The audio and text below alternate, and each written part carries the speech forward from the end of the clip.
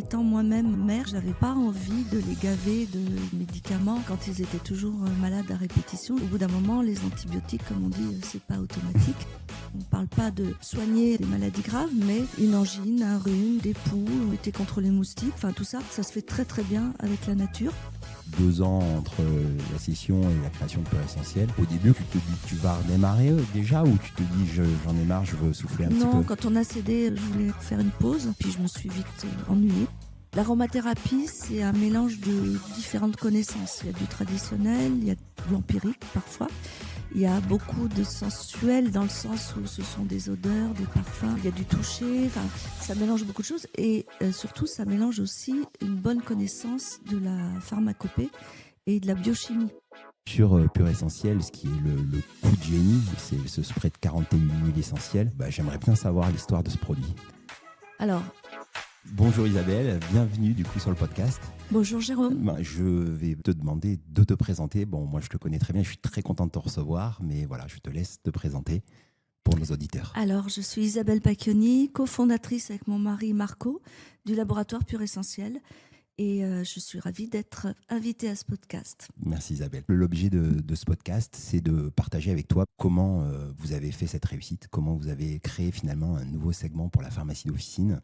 Je suis ravi de t'avoir parce que, en cherchant pour préparer cette interview, j'ai découvert plein de choses hyper intéressantes pour nos auditeurs pharmaciens. Donc on va tout de suite rentrer dans le vif du sujet. Et je te propose d'échanger un petit peu sur ton enfance parce que je crois que tu as démarré, tu as baigné dans les plantes déjà dès le plus jeune âge, c'est ça ? Oui, comme on dit, j'étais tombée dans la potion magique et mon papa étant naturopathe, ma maman herboriste, c'est vrai que j'ai eu cette chance en fait à une époque où les soins les thérapies par la phyto, l'aroma étaient un peu considérés comme has-been. Moi, dans ma famille, c'était du day to day. C'est-à-dire que quand j'étais malade, on me faisait des massages avec des huiles essentielles. Voilà, j'étais dans une famille de tradis praticiens. Et c'est vrai que c'est ce que j'ai voulu aussi retransmettre au travers donc des différentes aventures que l'on a eues dans la santé naturelle en pharmacie. Est-ce que tu crois que il y a eu un moment déclencheur dans ton enfance où tu t'es dit je travaillerai dans la naturalité ou pas du tout Pas du début? tout. Ouais. Pas du tout. J'étais plutôt une adolescente rebelle et donc un peu contre tout ça justement. Et je l'ai redécouvert finalement en étant moi-même mère avec mes enfants puisque j'avais pas envie de les gaver de médicaments quand ils étaient toujours malades à répétition. J'ai 3 enfants, enfin nous avons 3 enfants. Et donc au bout d'un moment, les antibiotiques, comme on dit, c'est pas automatique. Donc il fallait se tourner vers papa-maman pour trouver des solutions. C'est à ce moment-là qu'on a renoué avec la tradition familiale et que je me suis rendu compte que ces utilisations traditionnelles avait beaucoup de mérite dans les pathologies du quotidien. On ne parle pas de soigner des maladies graves, mais une angine, un rhume, des poux, lutter contre les moustiques, enfin tout ça, ça se fait très très bien avec la nature. Et ce qu'on a voulu faire avec Marco, mon mari, c'est de remettre au goût du jour des connaissances traditionnel empirique, mais sous un aspect hautement scientifique, avec des démonstrations d'efficacité et l'administratif réglementaire qui les accompagne en termes de sécurité, de démonstration d'efficacité et de sécurité. Voilà. Là, vous avez déjà compris que on a décrit la marque Pur Essentiel, mais avant ça, donc du coup, un peu rebelle, j'ai regardé. À 30 ans, tu crées une agence de com au démarrage, c'est ça? Que tu gardes quelques années? Oui, j'ai été créative dans la publicité. Et effectivement, déjà, j'avais pas envie d'être dans une structure trop classique. Ouais. Et donc, j'avais créé cette petite agence qui travaillait d'ailleurs à l'époque pour beaucoup de marques pharmaceutiques. Ce que j'ai lu. Et c'est comme ça, de fil en aiguille, que quand on a voulu créer des produits de santé naturelle, on connaissait déjà le milieu de la pharmacie. D'accord. Et donc, du coup, c'est ça. Tu as donc à un moment avec ton mari, tu te dis, on va créer une marque. Donc, à l'époque, c'est pas Pur Essentiel, c'est une autre marque. Ça s'appelle Fiscience. J'ai fini mes études en 2005, mais pendant mes études, j'ai vu Fiscience donc de 2000 à 2005. Donc, c'était une grande marque de compléments alimentaires à l'époque, un peu moins maintenant, mais Oui, oui, à l'époque, effectivement, on était leader sur le marché des compléments alimentaires, donc principalement de la phyto, des vitamines, des minéraux. Il faut savoir qu'à l'époque, quand on l'a créé, c'était il y a, ouh là là, 93. 93, oui, Ouais. donc ça remonte. Euh, les compléments alimentaires, il n'y en avait pas dans tous les rayons, hein. Nous, on allait beaucoup aux États-Unis et donc c'est de là aussi qu'était née l'idée d'utiliser ces compléments alimentaires parce que aux États-Unis, le marché était déjà mature. Et donc, on a été pratiquement aussi à l'époque les premiers à introduire le complément alimentaire en pharmacie. C'est ce que j'avais suivi et enfin je l'ai même vécu, Mmh. je l'ai vu se développer et donc du coup après quelques années par contre à développer cette marque et d'être le leader du complément alimentaire, à peu près 10 ans je crois vous avez gardé Oui. la société, vous avez décidé de la céder, tu me disais tout à l'heure en off que du coup c'était peut-être parce que tu avais fait un peu le tour de la question, c'était ça le Oui, pour. c'est vrai qu'en matière de... Alors, moi, je m'occupe beaucoup de la formulation, du développement, de l'aspect scientifique, technique des produits. Oui. Et c'est vrai que en complément alimentaire, à l'époque, les réglementations européennes se mettaient en place. Il y avait des listes d'ingrédients, il y avait des dosages qui n'étaient pas le cas avant. Alors, je ne dis pas que le Far West, c'était bien, Ouais. mais il faut évidemment un encadrement. Mais du coup, on était beaucoup moins sujet à créer des formules innovantes.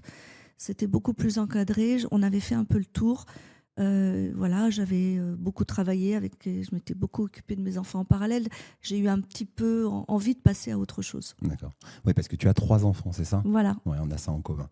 Et du coup, tu penses que Fiscience, finalement, c'était quoi? Une étape ou une répétition pour Pur Essentiel? Avec le recul, tu dirais que c'était quoi? C'était une étape parce qu'on a beaucoup appris. Alors, quand on a créé Pur Essentiel, on a arrêté Fiscience en 2003. Pur Essentiel a démarré en 2005, donc il ne s'est pas passé beaucoup de temps, le temps de mettre en place les premiers produits, donc le spray assainissant aux huiles essentielles, quelques produits de la gamme respiratoire. On a beaucoup appris, en fait, déjà, on connaissait le circuit de la pharmacie, on savait comment distribuer des produits, on connaissait aussi toutes les arcanes de la réglementation. Et puis, surtout, on savait ce qu'on ne voulait pas reproduire. Et notamment, on ne voulait pas reproduire des produits qui avaient chacun une marque différente. Ouais. Ça avait été le cas avec Fiscience, puisque Fiscience n'était pas franchement connu. Non. On connaissait le nom des produits. Et donc, on a voulu créer une marque forte, unique pour tous les produits et pour tous les segments qu'on voulait aborder avec les produits de santé naturelle. D'accord. Donc, du coup, vous cédez 2 ans entre la scission et la création de Pur Essentiel. Au début, quand tu te dis que tu vas redémarrer déjà ou tu te dis j'en ai marre, je veux souffler un petit peu? Non, quand on a cédé, je voulais faire une pause. Ouais. Ça avait été des années assez intenses quand même, les enfants étant à l'époque encore petits, quoi. Et alors j'ai fait des tas de choses que j'avais envie de faire. J'ai fait de la mosaïque, et puis je me suis vite ennuyée. Ouais. La passion Et, d'entreprendre a repris le dessus, quoi. Voilà. Ouais. Et comme en plus j'avais pu tester le pouvoir de certaines substances que sont les huiles essentielles, et aussi la complexité que c'est de les utiliser au quotidien, c'est ce qui a donné lieu finalement à ce premier produit prêt à l'emploi, puisque Fiscience n'a pas commencé avec des huiles essentielles unitaires. Nous, on est allé directement vers des formules préconçues dont l'efficacité, la tolérance étaient testées, et sur ce circuit de la pharmacie qui était vraiment très neuf pour ce genre de produit. Ça, je peux confirmer. À cette époque-là, vous créez Pur Essentiel en 2005. Moi, je suis en 6e année. Et effectivement, je me rappelle très bien du démarrage. Et voilà, il y avait les pharmaciens. Il faut se dire, à l'époque, l'aromathérapie, pour nous, ce n'était pas un sujet.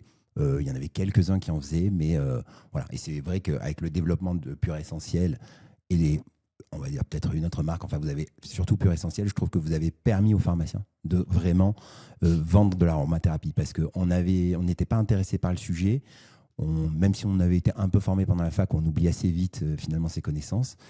Et le fait que vous arriviez avec une marque facile à conseiller et que même les consommateurs ou les patients demandaient, finalement, ça nous a permis de dire en fait, ça marche l'aromathérapie. Et après, les retours patients qui nous disent mais c'est vraiment efficace. Et donc, du coup, là, on reprend le sujet. Donc, vous avez vraiment défriché. Après, C'est vrai que sur Pur Essentiel, ce qui est le coup de génie, c'est ce spray de 41 huiles essentielles. Oui. Et j'aimerais bien savoir l'histoire de ce produit. Je suis asthmatique, mes enfants étaient souvent enrhumés et en mélangeant différentes familles biochimiques d'huiles essentielles, on sait qu'on peut agir aussi bien sur des virus que des bactéries, que des acariens, que des moisissures, des champignons. Enfin, le spectre d'activité assainissante des huiles essentielles est vraiment énorme. Et donc, c'est de là qu'est né le spray 41. C'est aussi, quand je parlais d'empirique et de traditionnel, c'est parce que c'était aussi un petit clin d'œil à ce qu'on appelle la thériaque. Oui, très bien. Voilà, Je vois la très bien. thériaque qui est le produit issu de l'Antiquité qui pouvait finalement être l'antidote À tout. à tout ce qui pouvait nuire à l'organisme. Voilà, donc c'était Un clin d'œil à la aussi terre. un petit clin d'œil à la thériaque qui associe énormément de composés, sauf que là, on l'a fait de façon beaucoup moins empirique et beaucoup plus scientifique en connaissant effectivement chacune des familles et des molécules qui Voilà. composent la formule Donc, finale. du coup, dans les 41 huiles, elles servent toutes à quelque chose. Exactement. Vous n'en avez pas rajouté du point de vue marketing en se disant on va en mettre plus que ce qui... Non, puisqu'on sait que certains teints sont plus efficaces sur certaines souches que d'autres teints, que Ouais. d'autres. Donc, en fait, l'idée, c'était ça, c'est d'avoir un arsenal pour lutter contre tous les agents pathogènes le plus large possible. Ouais. Donc, on s'est servi des publications, bien sûr, il y en a énormément, de plus en plus. Et on s'est fait entourer aussi d'experts toxicologues, puisqu'il fallait que le produit soit bien toléré pour un usage quotidien. Et maintenant, c'est le produit d'aromathérapie le plus vendu en pharmacie. Et il a 19 études qui démontrent son efficacité, sa tolérance, son efficacité sur des tas de souches. Ah oui, oui, non, mais c'est un des produits iconiques. Il n'y en a pas beaucoup en pharmacie finalement. Et pour moi, c'est un des produits iconiques. On en voyait dans toutes les pharmacies. Et là où ça a été très fort, c'est qu'il y a l'efficacité du produit, le marketing du produit. Créer un nouveau produit, parce qu'à l'époque, il faut se dire qu'il n'y avait pas de spray assainissant en pharmacie avec des mélanges, ça n'existait Non, on ne pas. parlait pas même pas de la pollution de l'air Non. intérieur, qui est maintenant un sujet numéro un d'enjeux de santé au niveau mondial, hein, puisqu'on passe de plus de temps à l'intérieur, que les personnes sont de plus en plus allergiques. Enfin, c'est devenu un véritable problème de santé qu'on n'abordait pas du tout à l'époque. Non. On parlait de pollution extérieure, mais pas de pollution intérieure. Donc ça aussi, c'était nouveau Ouais. dans le Ouais. discours. Ah, mais pour des personnes qui viennent de rentrer dans le métier, des jeunes pharmaciens qui nous écoutent ou des jeunes préparateurs, bon, moi j'ai maintenant un petit peu de recul, et ben franchement, vous avez innové sur plein de catégories. Je pense que sur Pur Essentiel, bon, alors il y a ce spray, ce fameux spray, mais je pense que sur les roll-on, les inhalateurs, tout ça, je crois qu'à chaque fois, je vois arriver vos produits avant les concurrents, avant.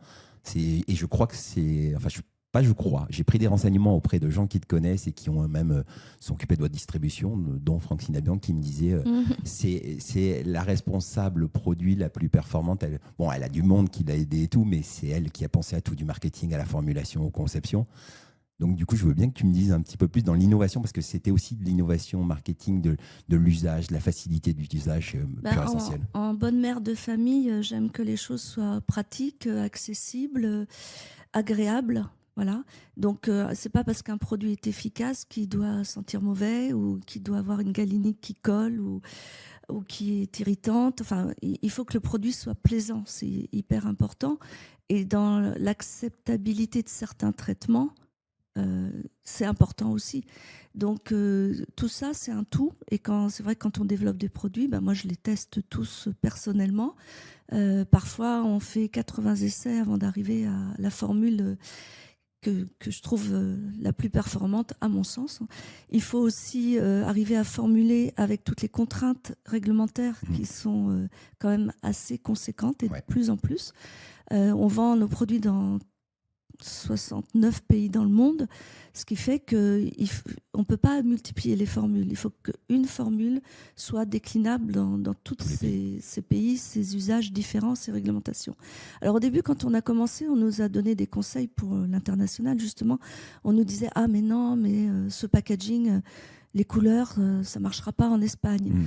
Ce nom, il est trop long, ça ne marche pas dans tel pays. » Et en fait, on s'est dit excusez-moi, on s'en fiche. On va faire comme on Comment on le pense. sent. Si ça marche pas, ça marche pas. Si ça marche, tant mieux. Et si on a su, alors je dis pas qu'on n'écoute pas les conseils, bien sûr on les écoute. Et puis je suis pas toute seule, hein. Il y a mon mari, il y a On va en Rocco, parler. notre fils, qui est directeur général de l'entreprise. Il y a aussi ma belle-sœur Florence, qui s'occupe d'énormément de choses au niveau de la fabrication, des sous-traitants, de la RSE. Donc on est une petite famille, équipe familiale. Il y a mon neveu aussi qui s'occupe du commercial.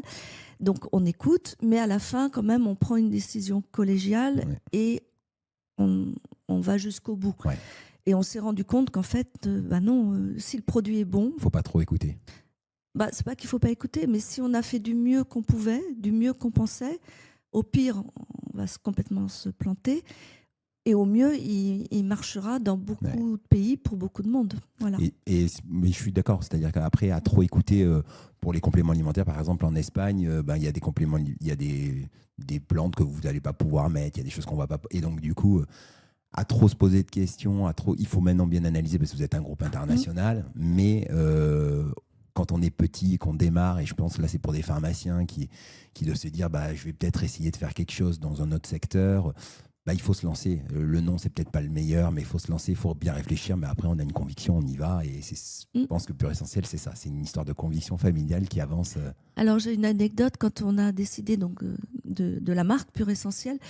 Comme j'étais issue de la publicité précédemment, je connaissais, je ne la nommerai pas, mais une personne qui avait un poste très très important dans une plus grosses agences de Paris et dans le monde d'ailleurs. Et elle m'a dit, mais alors ce nom, ça va pas du tout. Jamais. Ça marchera jamais, c'est beaucoup trop long. Je dis, ouais, mais c'est celui qu'on a trouvé, donc il nous plaît. Et voilà. Non, ça marchera jamais. Moi aussi, on me l'a fait. Je me rappelle la patronne monde de L'Oréal qui me disait, mais 10 prix, c'est pas un bon nom. Et je lui dis, mais c'est notre nom. C'est comme ça qu'on le. Voilà. Et on va le défendre. Donc, ça marchera jamais. C'est maintenant, on va pas la citer, mais si elle nous écoute. Oui, puis on a un taux de reconnaissance de la marque qui est assez exceptionnel parce qu'on fait des études de notoriété régulièrement. Dans la dernière étude, 82% de reconnaissance de la marque.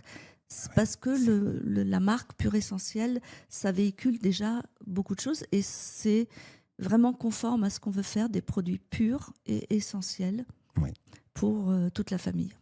Et aujourd'hui, tous ces produits, j'ai vu que vous aviez énormément d'études. Vous avez plus de 400 études, c'est ça? Ou vous avez combien de... Oui, alors dans les études, on compte évidemment tous les tests d'efficacité.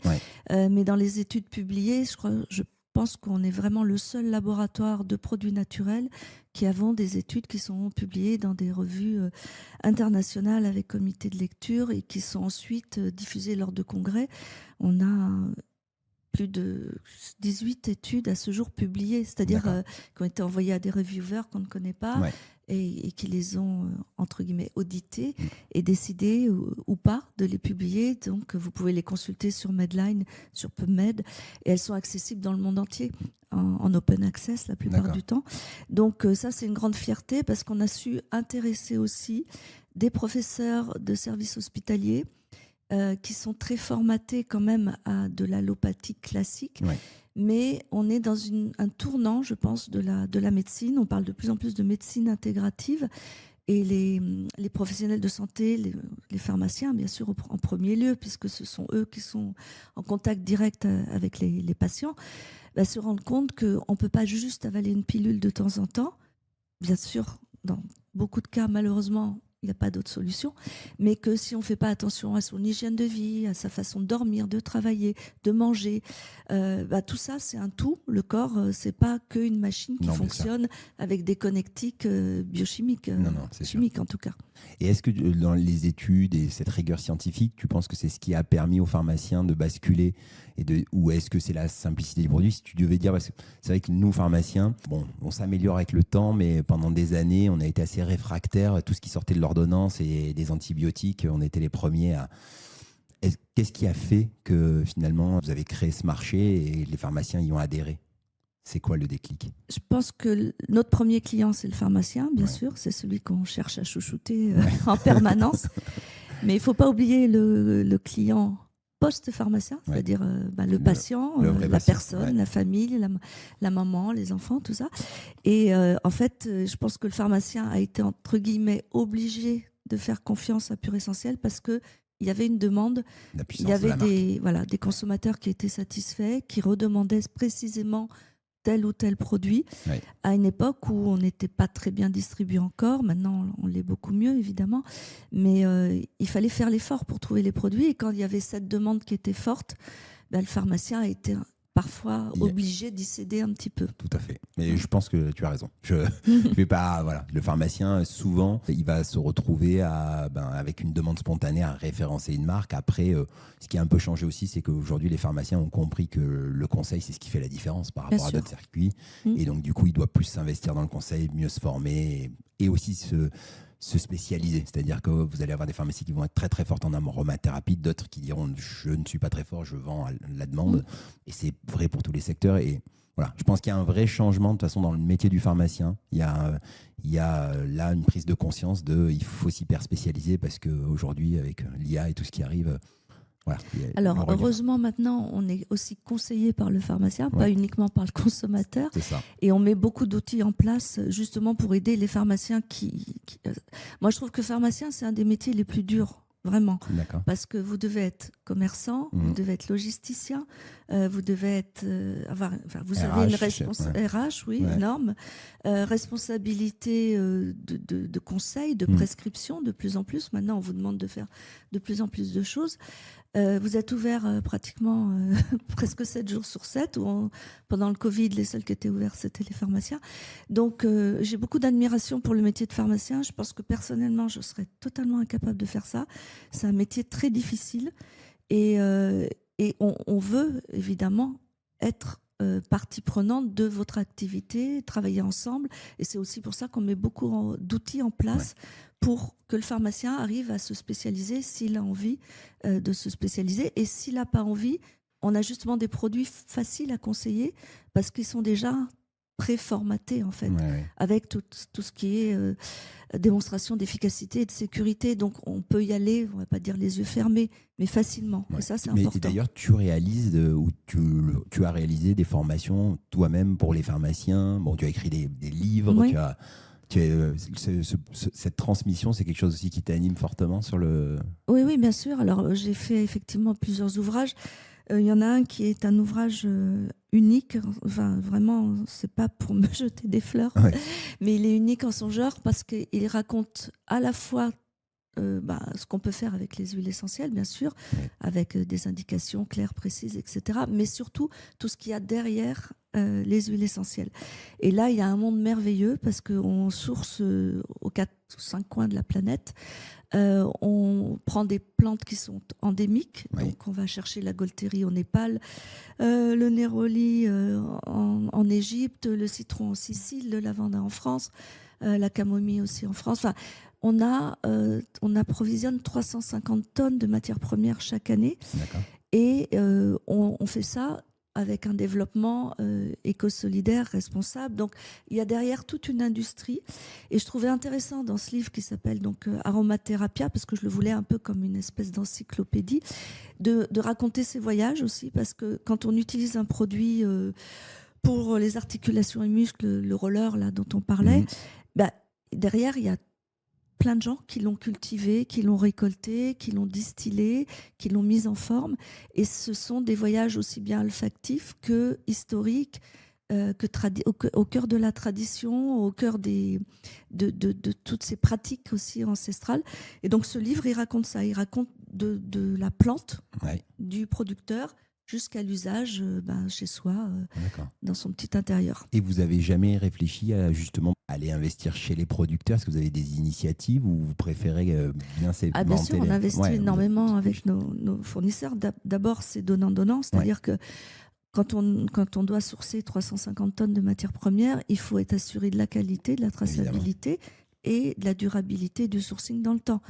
Donc, il y a des plantes qui ne poussent qu'une fois par an. Donc là, ça va être le lavanda. J'y vais bientôt d'ailleurs. Il faut prévoir. Et pour prévoir, il faut garantir aussi aux producteurs des contrats sur le long terme.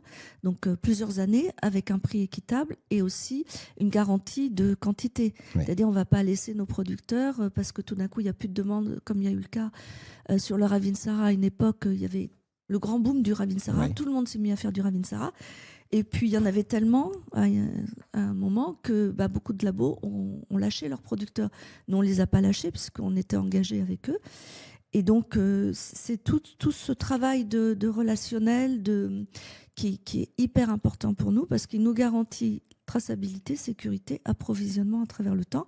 Et aussi, maintenant, on est une entreprise Bicorp. Oui, j'ai vu ça. Donc, Bravo, on travaille. Oui, c'est pas évident à obtenir. Non, alors on a eu de la chance. Enfin, non, c'est pas de la chance, c'est du travail. Ouais, c'est ça. On l'a eu du premier coup avec une très bonne note. Et on est très, très fiers de ça parce qu'en fait, c'était juste, entre guillemets, le couronnement de tout notre travail Je suis d'accord. en amont depuis 20 ans. Et si on travaille main dans la main avec les producteurs, c'est pour tout ça. C'est pour qu'il continue à y avoir des productions, des récoltes bio, des populations qui vivent décemment et qui n'aillent pas partir dans des bidonvilles. Parce qu'en France, le lavanda, ce n'est pas le cas. Non. Mais quand on est en Inde ou au Népal, c'est souvent le cas. C'est-à-dire qu'ils n'ont pas suffisamment de revenus à un juste prix qui leur permettent de rester et de continuer.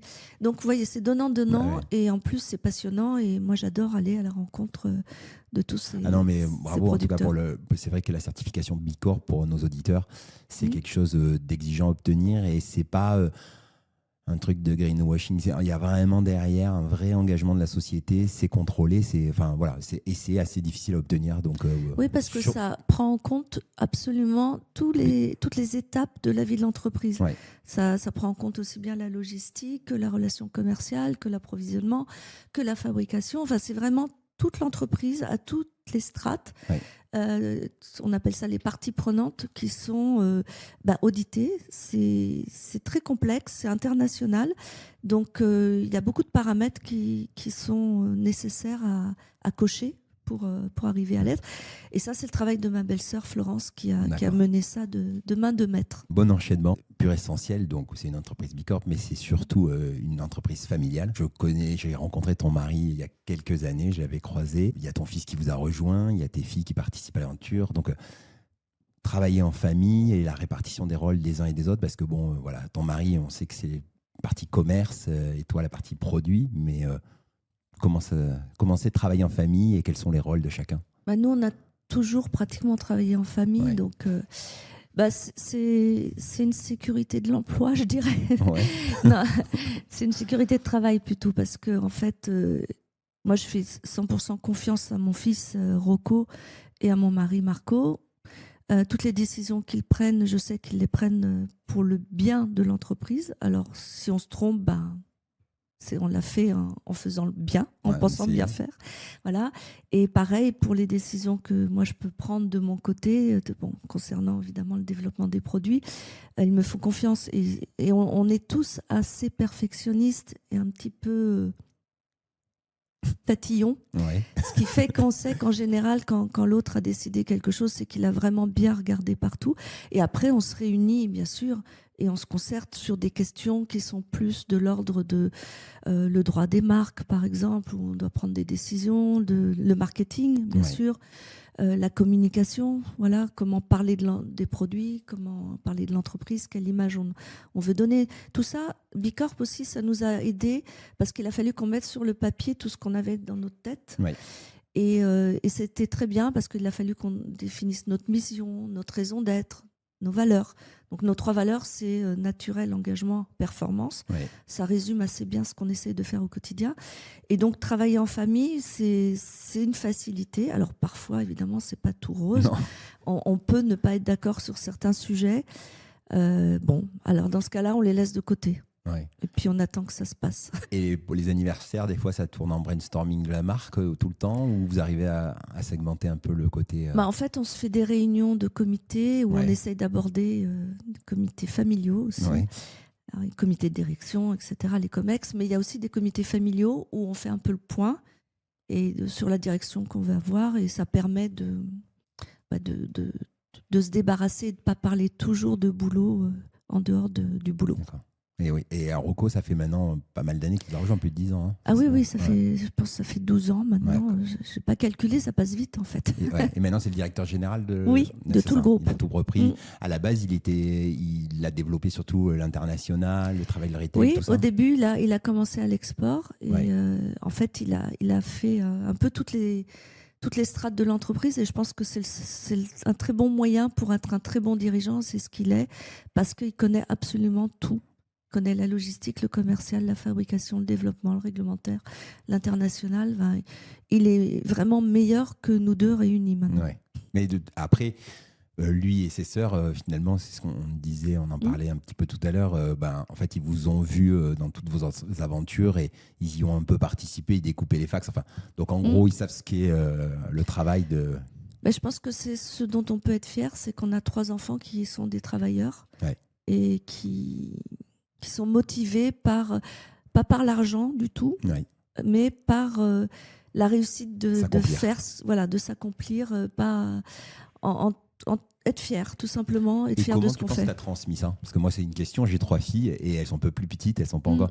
Comment Ben, je pense que c'est l'exemple, ouais, c'est de voir ses parents travailler, s'amuser en travaillant aussi, prendre le travail comme on travaille quand même presque les 3 quarts de plus en plus de sa vie maintenant. Donc il faut que ça se passe bien, il faut que ça soit du plaisir, sinon Ouais. ça reste quelque chose qu'on subit. Et est-ce que dans toutes ces aventures, est-ce qu'il y a un moment, parce que il y a des moments toujours un petit peu plus difficiles ou des erreurs, des choses qui ont été des moments fondateurs pour toi ou tu penses pour Pur Essentiel, qui t'ont permis de. Voilà. Moi, je me dis toujours que j'apprends pas trop des réussites. Par contre, dès qu'il y a un échec, je me rappelle de certains moments où finalement c'est un échec et on en tire des leçons. Et finalement, à la fin, c'est très positif. C'était un moment, sur le moment, pas très agréable à passer, mais finalement, à la fin, j'en ai appris beaucoup. Alors moi, il y a une chanteuse que j'aime beaucoup qui s'appelle Véronique Sanson, et elle a une chanson où elle dit celui qui ne se trompe pas, non, celui qui n'essaye pas, pardon, ne se trompe qu'une seule fois. Voilà. Et je trouve que c'est une bonne définition. Je suis assez stoïcienne aussi dans ma façon de voir les choses, c'est-à-dire que ce que je peux pas changer, ben, je peux pas le changer. Ouais. Et ce que je peux changer, ben, je vais essayer de le changer à ma façon. Voilà. Donc j'apprends forcément des erreurs. J'ai pas de souvenirs franchement cuisants. Ouais. Ou alors En fait, j'oublie, j'ai pas une très bonne mémoire non plus, peut-être, ça doit être ça. non, c'est que tu as pris et tu as changé. Et donc, du coup, maintenant, tu as plus de. Voilà, Oui, on a l'habitude d'aller beaucoup de l'avant Ouais. rapidement, donc c'est vrai qu'on ne s'éternise pas sur les erreurs ou les échecs. Ouais. Pour toi, parce que Bicorp, Fondation Pur Essentiel, ça, on n'en Oui. a pas parlé. Ça, c'est important pour Ouais, moi. je veux bien, je veux bien qu'on en parle, Nico. Oui, alors donc je suis aussi la présidente de la Fondation Pur Essentiel. La Fondation Pur Essentiel, elle a 3 missions, c'est la protection de l'enfance, de la nature et de la santé. Donc évidemment, ça regroupe un peu ce qu'on fait au quotidien avec Pur Essentiel. Et je suis très fière de cette fondation. Donc elle est créée depuis 2018 parce qu'en fait, à l'époque, depuis la création de Pur Essentiel, on soutenait déjà diverses associations. Mais vous savez ce que c'est on a plein de copains qui nous disent j'ai je sais pas un club de foot, moi je Ouais. fais ci, moi je fais Je ça. vois très bien. Voilà. Et donc à la fin on soutenait beaucoup de projets, mais il n'y avait pas de politique claire, d'objectifs clairs. Et on s'est dit bon là faut qu'on arrête de faire plein de choses dans tous les sens, on ne sait même plus ce qu'on fait. On va créer une fondation, on va lui donner donc des missions qui sont la santé, l'enfance et la nature. Et donc on soutient à peu près une vingtaine de projets chaque année. On les suit intimement et personnellement, c'est-à-dire que là, par exemple, après l'été, je vais rencontrer toutes les associations qu'on a soutenues cette année. Cette année, il y en a eu 23, je crois, ou 25 cette année. Oui, c'est tombé un chiffre rond, 25. D'accord. Et donc, on plante des arbres. Enfin, quand je dis on plante, c'est pas moi qui les plante, mais je crois qu'on en est à... Je sais plus les chiffres parce que c'est énorme. Plus d'1 900 000 arbres plantés. On soutient des enfants dans les soins de santé, l'accès à l'éducation, aux soins de santé, à la nutrition, à l'alimentation. Qu'est-ce qu'on fait d'autre? On dépollue, on fait des missions de dépollution. Enfin, on fait énormément de choses. Je vous invite à regarder sur le site Pur Essentiel où il y a tous les projets qu'on a soutenus. Déjà, je crois qu'on en est à 70 projets menés à bien. Et l'objectif aussi de la Fondation, c'est que chaque projet soit réalisé dans l'année en cours. D'accord. Parce que nous, on aime bien voir le résultat Immédiat. immédiat et que ça ne traîne pas trop longtemps. Donc, on ne finance que des projets qui vont se terminer dans l'année. D'accord. Et en général, ça se passe très, très bien. Très, très bien. Super. Au niveau des pharmaciens, quelle vision, donc on en a parlé tout à l'heure, que c'est un métier exigeant, mais d'un point de vue extérieur, parce que tu as quand même une bonne connaissance du produit et je pense du marketing en général, est-ce que tu aurais peut-être un conseil ou une vision par rapport aux officines? Comment tu vois la pharmacie? Avoir ton point de vue. Je peux donner juste mon point de vue de consommatrice, Ouais. en fait. Et je disais tout à l'heure, donc pendant le Covid, avec les pharmacies ouvertes, c'était le seul endroit où on pouvait se rendre. Et je trouve que avec tout ce qui se développe au niveau de l'intelligence artificielle, des tests prédictifs, des autotests, de ce que le pharmacien va être amené à devoir faire de plus en plus de façon automatisée aussi. Moi, il n'y a rien qui me déprime plus que les caisses sans personne à la caisse, je trouve. Et donc, le contact humain et le conseil, je pense que c'est vraiment ce qui caractérise le métier de pharmacien et il ne faut pas s'en défaire. Alors, il faut se servir des outils, hein, bien sûr, ça, vous savez très bien le faire.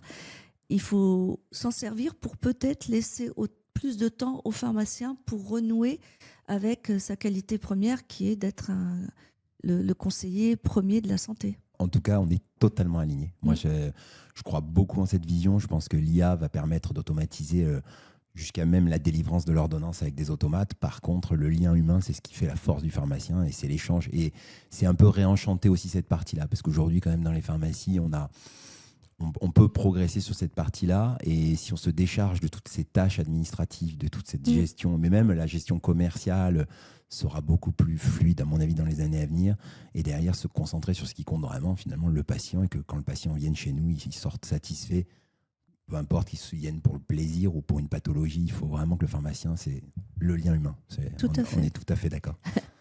Du coup, qu'est-ce qui te reste? Parce que bon, c'est assez incroyable le parcours que vous avez eu.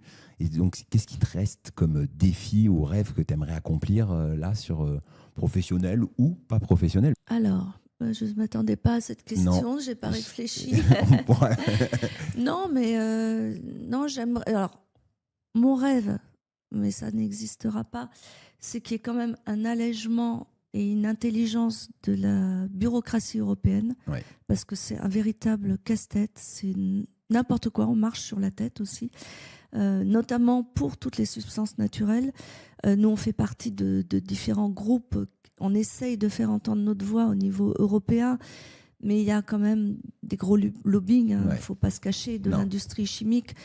Quand on voit qu'on va peut-être réintroduire des néonicotinoïdes, des pesticides, et que d'un autre côté, on veut limiter l'usage des huiles essentielles qui existent depuis la nuit des temps dans la nature, qui ont démontré non seulement leur bonne efficacité, mais aussi leur symbiose avec le monde animal, humain et végétal.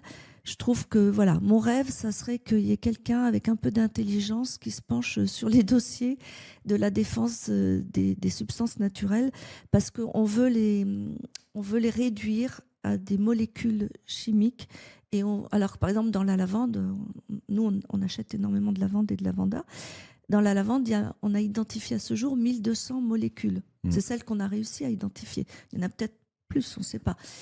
Et en fait, il suffirait qu'une de ces molécules soit de façon synthétique, une molécule.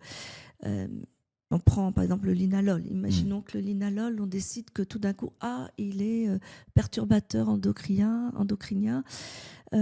Voilà, il va être décidé que cette molécule, on ne peut plus l'utiliser. Mais il ne faut pas voir la lavande comme étant uniquement une molécule. C'est 1200 molécules qui forment une soupe de molécules, un totem, on parle de totem de la plante, et on a déjà démontré que l'activité d'une molécule de synthèse n'est pas du tout la même que de cette même molécule à l'état naturel dans le totem de la plante. Et en fait, malheureusement, comme on a une vision très classique, allopathique, chimique, on veut tout classifier et on veut mettre des précautions qui prennent pas compte du risque mais principalement du danger. Ouais. Et donc, il y a une aberration au niveau européen. Donc, j'aimerais une petite Simplification. fée Clochette Mais- qui vienne avec sa petite baguette magique expliquer à tous ces bureaucrates de Bruxelles que il faut faire attention à la nature. Et s'ils peuvent regarder aussi sur la réglementation en pharmacie, parce que nous aussi on s'arrache les Je cheveux. pense que je suis oui, partant il y a aussi. des choses à simplifier. Oui. Ouais. Merci beaucoup. J'aimerais, en fait, j'ai quelques questions pour chaque fin d'interview. J'aimerais tout d'abord savoir, est-ce que tu pourrais nous conseiller un livre inspirant? Alors, inspirant, je ne sais pas, mais un livre qui... Moi, j'aime beaucoup relire certains classiques parce que je trouve que, par exemple, j'adore Alexandre Dumas, Oui. Le Comte de Monte-Cristo. On l'a remis au goût du jour là, avec un film récemment. Mais quand on lit un roman d'Alexandre Dumas, c'est le père des séries télé, en fait. Il devait écrire chaque jour un épisode pour le journal quotidien. Donc, ça foisonne d'idées. Le style est magnifique. Ça fait du bien, parfois, de se replonger dans des adjectifs, des mots que l'on n'utilise plus, qui sont beaux. Alors c'est inspirant parce que c'est un aventurier qui, justement, on disait tout à l'heure, est-ce qu'on apprend de ses erreurs? Il a tout perdu, il repart à zéro, il recommence. Et... Alors après, à la fin, il se venge un petit peu. C'est pas très sympa.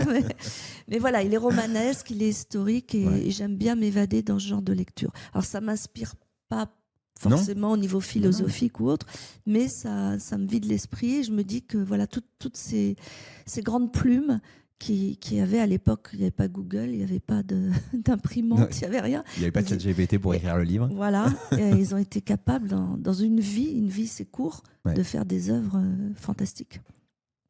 Et une personne inspirante, mais alors là, ça va être un peu compliqué dans le secteur de la pharmacie. Alors, j'avais la question en amont, donc j'ai quand même réfléchi. Et j'ai trouvé la personne qui m'inspire, je dirais, c'est Claude Gallien. Donc, ça date de 1900 ans. Je vois très bien. Voilà. Parce que d'abord, de son nom, on a créé le mot galénique. Et moi, la galénique, comme on disait tout à l'heure, c'est quelque chose qui m'importe énormément. De la formule jusqu'à l'organoleptique, la praticité d'emploi, la sécurité, le plaisir d'utilisation, tout ça, c'est la galénique en fait. Donc la galénique, c'est très important dans mon métier. Et puis Claude Gallien, en plus, c'était quelqu'un qui était multidisciplinaire, un peu comme maintenant doit l'être le pharmacien, et qui a inventé énormément de choses, qui s'est appuyé en même temps sur la tradition et sur l'examen scientifique. C'est ce que nous, on fait au quotidien aussi. On s'appuie chez Pure Essentiel sur l'usage traditionnel que l'on démontre par maintenant des tests scientifiques. Donc, ça me correspond bien. Et en plus, c'est vrai que j'ai vu qu'il avait, on parlait tout à l'heure du spray assainissant aux 41 huiles essentielles, il avait lui aussi composé une Thériaque, mais qui en avait 42. Voilà. Ah. Il en avait une de plus. Et là, il a fait mieux. Mais il a fait beaucoup mieux que nous, ça c'est sûr. Après, tu sais que chez les pharmaciens, c'est le serment de Galien. Quand on prête serment, c'est... Voilà. Et aussi, il y a toujours un produit que moi j'utilise de temps en temps, qui est le Sérat de Galien, qui est toujours d'actualité. Toujours. Voilà. Qui est utilisé et qui est un produit naturel, évidemment, très, très efficace. D'accord. Voilà. Belle inspiration. Autre question un peu piège, le produit coup de cœur, mais qui ne peut pas être de la gamme Pure Essentiel? Alors moi, j'utilise depuis des années, et en fait, je fais un peu un défaut d'utilisation, ce que je ne devrais pas dire. J'utilise un produit qui coûte pas cher du tout et qui est assez incroyable, c'est la crème Dulcis à la vitamine A. D'accord. Et comme je vois très bien. Voilà. Tu l'utilises pour le visage et pour... Je l'utilise beaucoup pour tout ce qui est irritation des yeux, bien sûr, puisque c'est une crème ophtalmique. Mais j'ai souvent les yeux qui pleurent avec le soleil, le vent. J'aime bien faire du ski, aller à la mer, tout ça. Donc, c'est vraiment le produit miracle. Et effectivement, de temps en temps, on peut le mettre ailleurs, parce que la autour des lèvres. Voilà. Donc, c'est un petit... Je ne sais pas de quand elle date, cette formule, mais elle ne doit pas être toute neuve, mais très efficace. Moi, je l'ai toujours connue. Donc, déjà, elle date avant 2000, a priori. Et... qu'est-ce qui, à ton avis, donc, on en a quand même abordé tout à l'heure, je pense, mais dans 10 ans, qu'est-ce qui restera vrai dans l'univers de la pharmacie? Parce que je pense que les 10 prochaines années vont... Mais tu le vois comment, l'univers de la pharmacie dans 10 ans? Qu'est-ce qui va rester vrai? En fait, c'est ce dont on parlait tout à l'heure. Ce qui restera vrai, c'est le contact humain. Je vois que ça. Je suis d'accord. On est d'accord. Et alors, d'ailleurs, j'ai pris une petite citation. C'est pour faire ma savante. Comme disait Platon, on ne doit pas chercher à guérir le corps sans chercher à guérir l'âme.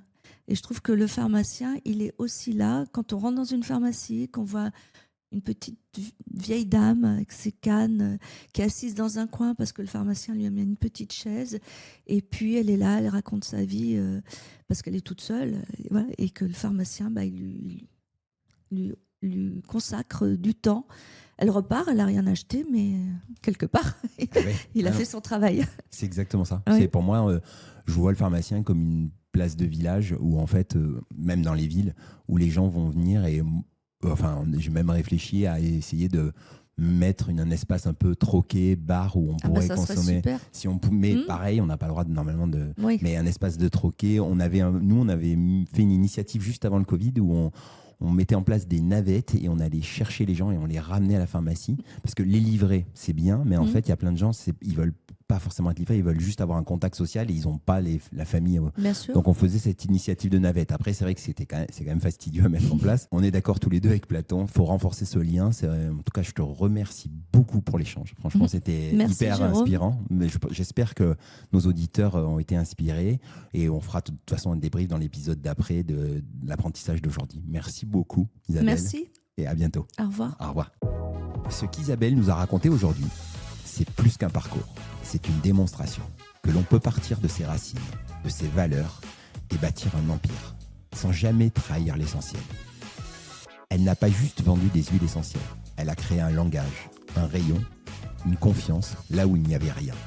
Et ça, pour tous ceux qui nous écoutent, pharmaciens, préparateurs, commerciaux, c'est un message fort.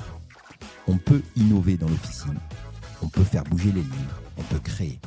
Alors, si vous aimez cet épisode, partagez-le à un confrère, une consoeur ou à celui qui vous disait encore que les huiles essentielles, ça ne marche pas. Et surtout, abonnez-vous parce que ce n'est que le début de l'aventure. À très vite dans On tombe la blouse.